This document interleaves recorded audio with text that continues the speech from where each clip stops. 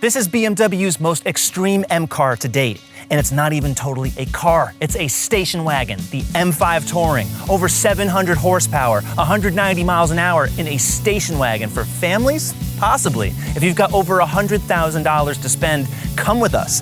Come see the extreme technological innovations inside and out, what makes this car so complicated and what makes it so potent to drive.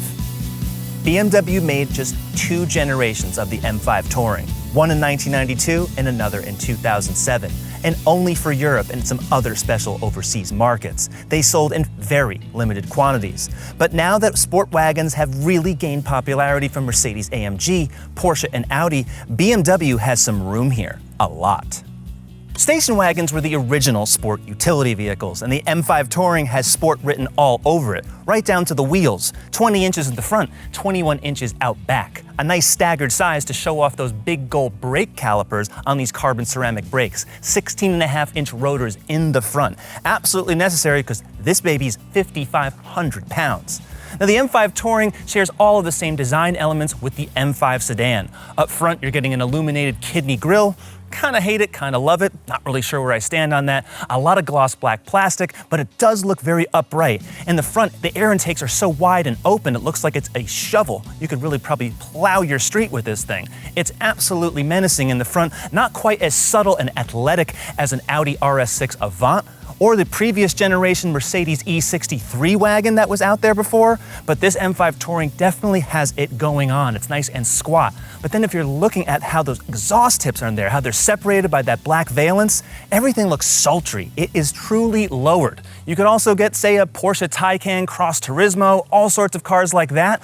But in terms of a BMW design language, you're not gonna get an X5 or an X6 looking this good. The M5 requires a very steep learning curve, even if you're a BMW enthusiast or current owner. But it's the interior quality and these materials that really need a rethink. The quality and the colors of these sport seats, the stitching, even the seat belts, the carbon fiber trim, now that's still exceptional. But everything else, like these door handle pulls, a lot more hard plastics, rougher upper door surfaces, and what is all this blue and red? This is an information bar, as BMW calls it, but it looks plasticky, it looks low rent. Overall, fit and finish in this car are great, but the material quality, like so many German luxury cars today, is steeply declining. As you would expect, there's plenty of room in the back of the M5 Touring. Now there's no pockets back here, but these are sport seats, so who needs that? Some little hidden USB ports, more down here. 4-zone climate control, a standard panoramic moonroof, but manual side shades, you have to manually do this. Again, 140K in this car, and there's still things that aren't automated. The M5 Touring has roughly the cargo capacity, maybe a little less, than an X3. There's about 18 cubic feet with the seats up, 58 when folded, and there's really no frills, just space. The M5 has a 14.8 kilowatt-hour lithium-ion battery. It can only support AC charging, so unlike the Mercedes S-Class plug-in, you cannot use a fast charger, but you can still charge it overnight, no issue. The 4.4-liter twin-turbo V8 on its own makes 577 horsepower. Together with the electric motor, you're talking 717 horsepower and 738 pound-feet of torque. 8-speed automatic transmission, all-wheel drive, that can be selected for more rearward bias or fully in rear-wheel drive. Top speed is 190 miles an hour. And even though this is a plug-in hybrid, you're going to be charged a gas guzzler tax because after the 25 estimated electric miles run out, you're only getting 13 mpg. One thing the M5 does very, very well is do all that. Whatever complaints people are having about this car's weight gain, yeah, it's 5,500 pounds, you don't feel any of it. So I don't understand how that's possible. But when you put your foot down, you can start to comprehend. This car makes as much power as a Dodge Hellcat, yet it's got all-wheel drive. It's way heavier, it's got a huge battery, probably 800 different driving configurations that you could actually pick and choose from.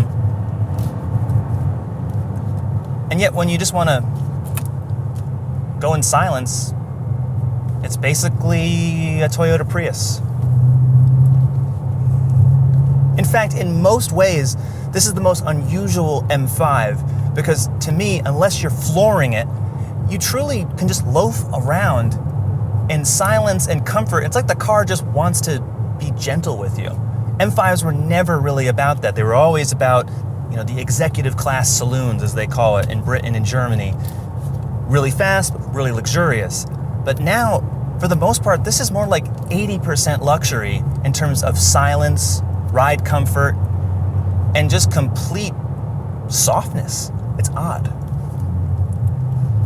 The funny thing is that when you're in the all-electric driving mode, there's still the sound of a gas engine. But then you have to do this, back into this giant menu, turn off M sound, and now the electric motors sound as they should, whisper quiet. The hybrid system really works seamlessly, unless you're really listening very closely. You can hear that engine kick in, but everything's muted. There's no kickbacks, there's no shudders. This is a giant V8 with 2 big turbos and a whole lot of torque from that electric motor that's on the output shaft of the transmission. But it's so well behaved. Really, as a station wagon, which is what this is, around town and in most situations, it just encourages you to just be calm, which ultimately, you bought an M5 to press a red button on the steering wheel. And even then, it's still really quiet. Unless you're rolling the windows down, the exhaust kind of has that kind of thunderclap to it a little bit, but it's muted, a lot more so than the previous Gen M5 and the one before that. But even though the sound is pretty dull, driving it sure isn't. The steering's really direct, and BMW has made a lot of changes to this touring version to stiffen the body. They actually have more bracing in the back. They've changed a lot of the dampers, the spring settings, even the steering. So many things underneath this car's body.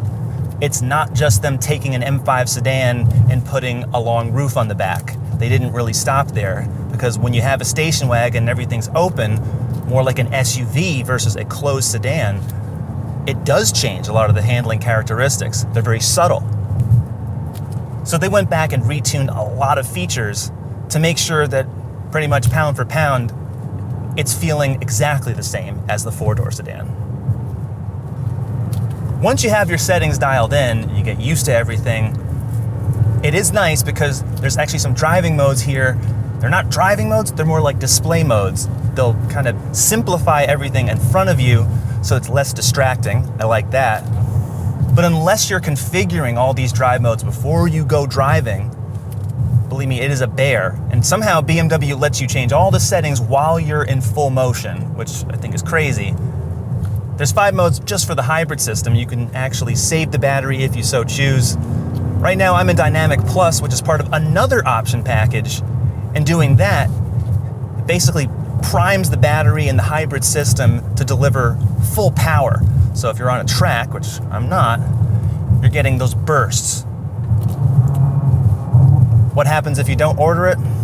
I mean, you should just order it anyway. You're already spending over $130,000 for this car. Might as well tick every last box. And definitely in the Sport Plus mode for the transmission and the engine. A little rougher, but still pretty satisfying. You get a nice shove. I like the fact that I can hear everything now. That's also very pleasant. And I actually have M sound off. So this is just pure V8 sound.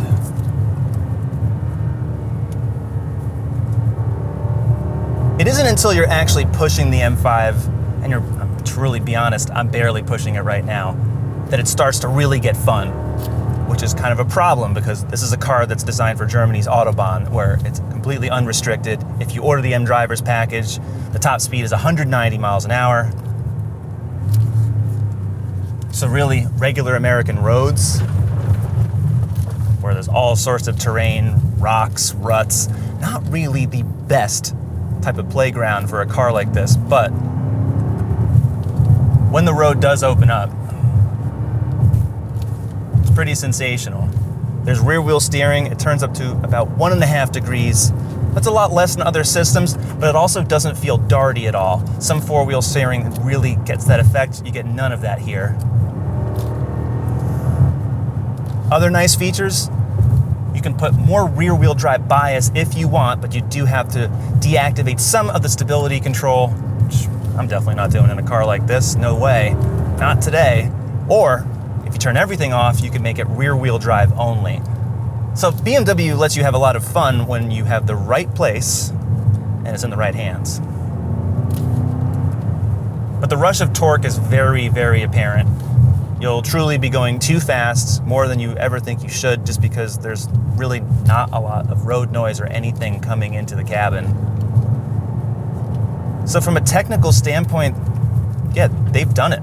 You get full electric when you want, you get that really nice hybrid kick, you get all the speed, you get all the grip. But is it terribly exciting? No, it really isn't. That's not to complain, that's just to say that BMW now has really distanced itself from a lot of the raw feeling characteristics that really defined its earlier M cars. Even the current generation M2, a very modern vehicle, that is the one that feels really close to BMW's mission, the M. The M3 and M4 also really good, but that M2, I think that's the one that I'd rather be in all the time. But of course, it only really comfortably seats 2 people. The back seat's tiny. So the fact that this is a 4-door family wagon, 5 if you want to call it that because of that hatch, I mean, the practicality standpoint is unbeatable. But to pay all this money and really only have a ton of fun when you're going way too fast, I don't know, it's at low speeds, it's just not quite as exciting as I'd like. I want more sound, I really just want more anything, put more energy into it. But from building essentially a missile that can is really truly too fast for most vehicles on the road, EVs included, BMW has succeeded greatly.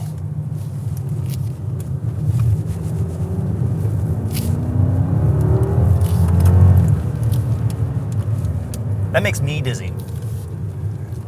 Kind of stupefying how incredible that is. Yeah, dynamically, BMW aces it, as usual. So when you got the road, use it. Like all new BMWs, these double screens are massive, very colorful, and have a ton of apps, which are absolutely crazy to adjust while you're trying to drive. But even crazier, all the setup systems in this M5. Here are the 5 different hybrid modes.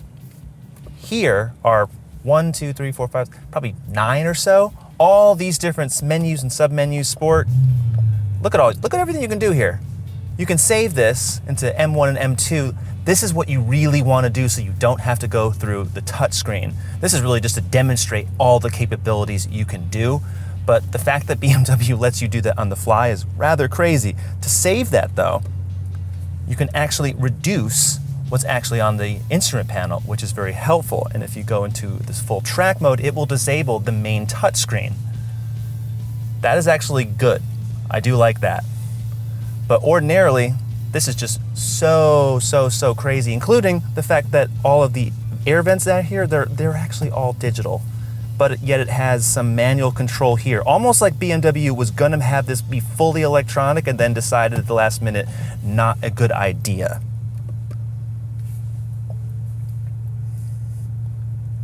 Now you can change this ambient lighting here on these bars and say if you use the 4-way flashers, it'll flash, it'll help you with safety warnings if the vehicle is charging. So that's kind of interesting in a way.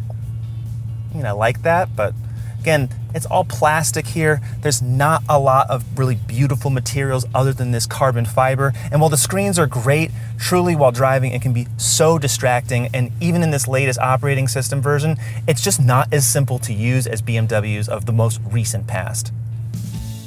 The 2025 BMW M5 Touring comes one way, just like the sedan, and the premium isn't that much more, $124K to start. And the few option packages that you can order, extra driver assistance systems, a raised top speed, bring this total to just over $140,000. And that's before you're adding $5,000 paint. This Alpine White is $0. That's a deal. The M5 Touring is a long shot for BMW because everyone was expecting it to drive poorly, really be too complicated, and in some ways, yes, it is too complicated, but it hits all the metrics of a classic M machine. Raw speed, incredible grip, poise, handling, all the dynamics are truly in check. It's not the most fun M5 that's ever been built, that is for sure, and I do think the interior quality on every 5 Series is lacking. At this price of over $140,000, everything needs to be elevated. But as a whole, the core of this car, it absolutely is hitting it, and the plug-in hybrid, I think, is going to be a hit regardless of EV incentives. Now, what do you think? You want to see some more performance car reviews? We've got them right here. Subscribe to the YouTube channel, and we'll see you next time.